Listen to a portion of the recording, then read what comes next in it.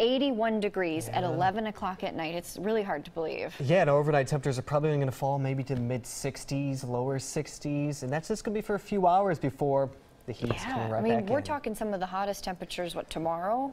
Tomorrow and maybe Thursday, so I think a pair of days here where not only is it going to be hot, it's going to be a little smoky outside too, and we've already noticed that in the sky, and it's going to be here tomorrow.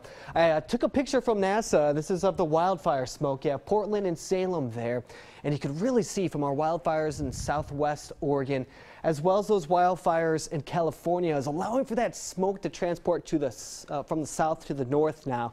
And that switch happened a couple days ago, and the sunsets and the sunrises have been a little more red, but it's definitely smoky out there, and the air quality has had some issues. So you can see that wildfire smoke there. Here's another look from the visible satellite, and it goes dark because the sun goes down, so it's like taking a snap or a loop from outer space, and you could see that wildfire smoke moving to the north very gently, and right when the sun's going down you could definitely get a good look at that, and you can even see the shadow. So that wildfire smoke is going to continue to move right up to the north, eventually passing through most of the Willamette Valley over the next few days. Now, we don't have an air quality alert now. These sections, the Columbia Basin up top there and down to the south areas near Klamath and down towards Medford have this air quality alert, all because of that wildfire smoke. Now, a lot of that smoke that we're noticing is higher up in the atmosphere, isn't quite down to the surface, so it's not bothering us too much, although we are at a moderate level now for a lot of locations near downtown Portland. So just keep that in mind. You might want to,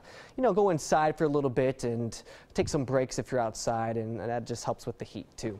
81 right now, 78 for Salem, and 73 for Eugene. At one point today, I believe Newport and the Dalles were about a 50-degree difference. It was about 105 there for the Dalles, and I think temperatures were in the 50s there for areas of Newport.